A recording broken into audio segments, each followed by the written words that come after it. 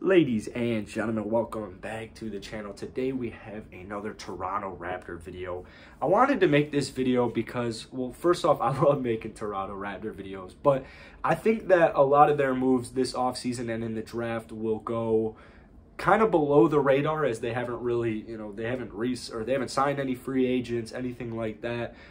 Most notably the Kyle Lowry trade, the Khem Birch re-signing, but I like their approach of taking what they have and just going another season with it, because the Toronto Raptors are one of the best teams in the league at developing players, and last season they lost a ton of close games. Their record was not indicative of how the team is, if that makes sense. I think there is no way that if they redid that season they would finish where they did.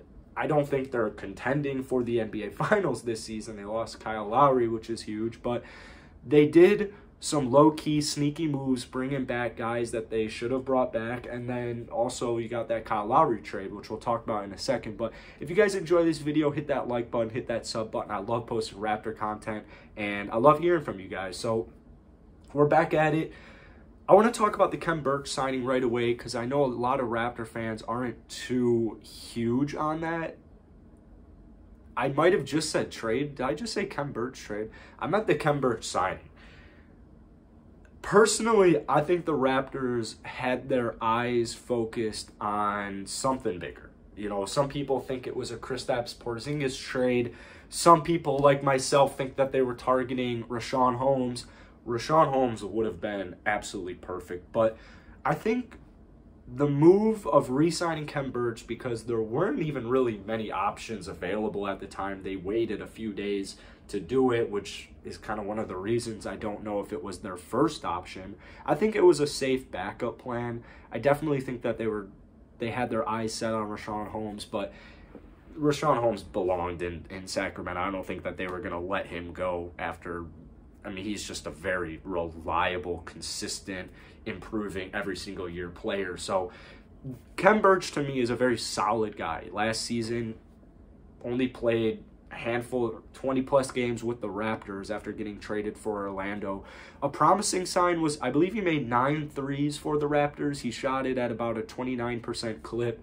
In his entire career leading up to this year, he'd never taken a three-pointer. And then this year, he had only made 4 threes with the Orlando Magic. And then he comes to Toronto for a little over 20 games and makes 9 of them at a 29% clip. So Khem Birch, it's showing me that he at least wants to get better. He at least wants to improve from 3. It's a game that he sees a weakness in and is putting in a lot of work towards it. That's a big difference from just one season. Never have taken an attempt from 3 and then going to 29% in a totally new environment. So Khem Birch, I like it because it's really low risk. If they had made a move, let's use Kristaps trade or a Richaun Holmes signing, for example, to me that tells me that they're looking to make more of a playoff and a championship push.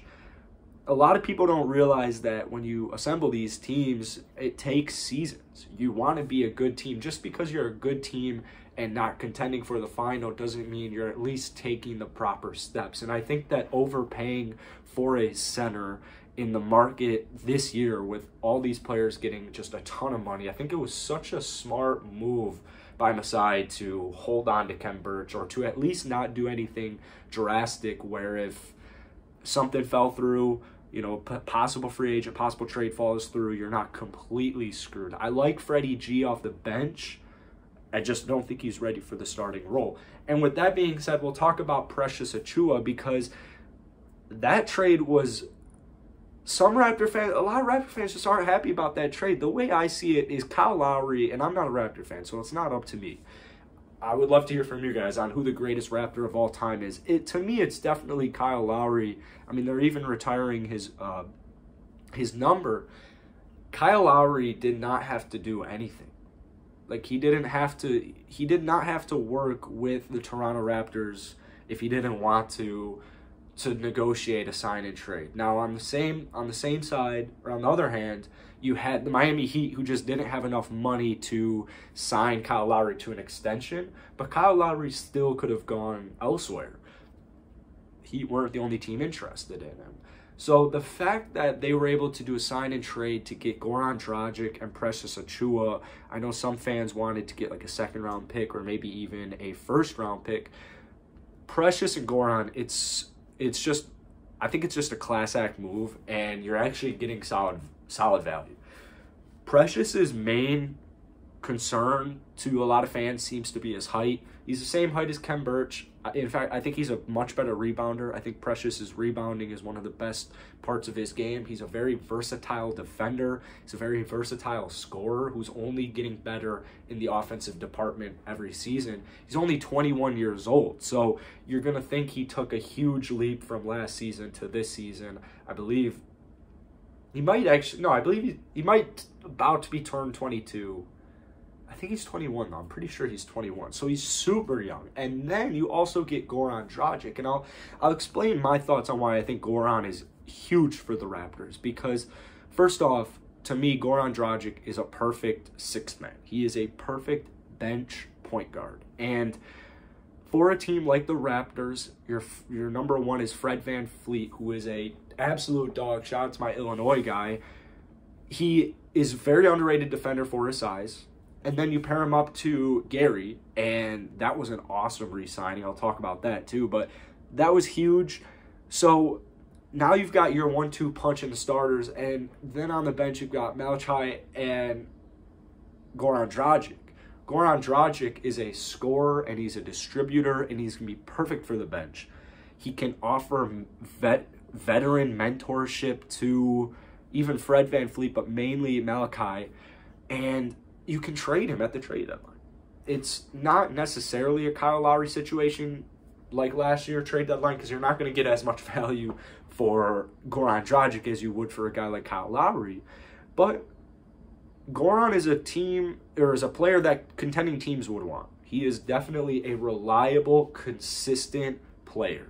And that is exactly what contending teams look for at the trade deadline. So you're going to be able to get value for Goran Dragic. And I think, to me, that is another huge plus that Masai did in the offseason, and even just the way he structures the squad, is he gets a lot of low-risk, high-reward players who are on manageable contracts where you can still trade them. Ken Birch's extension, perfectly tradable. Gary Trent, still perfectly tradable. And then you bring in Goran Dragic, you get some value. Who knows what you can get for Goran Dragic? You might be able to squeak out a first-round pick. But to me, the Raptors, like I said, that Ken Birch signing, it definitely is indicative to me, or at least a prediction, that they're just going to take that wait-and-see approach. And I think the wait-and-see approach is really a smart idea, where you're not overpaying, you're not breaking the bank for anybody in the offseason. And obviously, Scotty Barnes, who I have yet to talk about at number 4, in fact, I think he's better than Jalen Suggs. Scotty Barnes' defensive uniqueness, it's extremely underrated. He is going to come into the league and be an extremely versatile defender no matter what. He can guard so many different players. He can guard so many different positions. Off the bench, he's a stud. I mean, he's an absolute stud. The Toronto Raptors have over 5 players with 7-foot wingspans. Defensively, they will be extremely elite. They're going to hold teams to less than 100 points all the time. They're so good on the defensive end. OG is a stud. Words can't describe how excited I am for OG. I think the core moving forward for the Raptors is, I don't know if it would be Fred or Gary, but it's going to be one of them, Scotty and OG. That's your core right there. Maybe it's all 4. Pascal Siakam, still a decent portion of Toronto Raptor fans want Pascal Siakam traded. I'm more of a let's wait and see, because I definitely think he can mold into a superstar-esque player. Thought he had a good season last year, a good ending to his season. And to me, he's that guy. He's got the championship experience. He's won a championship before. And I think he's going to take that leap. And I honestly think it might happen this next season, which would be the best timing ever for Toronto. So Scotty Barnes, he's going to get better offensively as the season progresses and as his career progresses. But already coming into the NBA as a can hold on your own defender above average, it's going to make an immediate impact. And this defensive squad, it will not go unnoticed. Teams are not going to want to play the Toronto Raptors. Like I said earlier in the video, I don't think the Raptors are necessarily going to be in that, top 4 in the Eastern Conference. The Eastern Conference is the strongest it's been in a very, very long time. Most notably, the Chicago Bulls just made a huge couple of moves. Everybody in the East, Charlotte, all these teams in the East got better. It's like literally as if every single team in the Eastern Conference got better this offseason, which is the goal for an offseason. But the way the Eastern Conference has been the last basically almost my whole life, it hasn't been the most strong. So the Raptors, they're going to have to fight. It's not going to be an easy road. It's not going to be an easy ride whatsoever. But I do think that they will hover around the 7 to 9 seed. I think that is my prediction. I understand why people don't think they can make the playoff, or maybe not make the play-in, but it's more rather fall short. I can understand that. I can also understand why you think they could be like a 6 seed. But for me, I'd lock them in somewhere in between 7 and 9. I think they will make the play-in tournament. Might make, the actual playoffs, play-in tournament, it's just kind of like a confusing thing. It's not even really worth worrying about it at this stage. The season hasn't even started. So I have to give the Toronto Raptors just probably maybe like a B+, A- off-season grade. I think some people are underrating them. Some people are overrating them. They're set. Their future, it's looking super, super bright. So anyways, guys, that's going to be it for today. If you want more Raptors videos, be sure to hit that like button, hit that sub button. But most importantly, go ahead, comment down below what grade you would give the Toronto Raptors this offseason. So peace out. That's it for today. Cheers.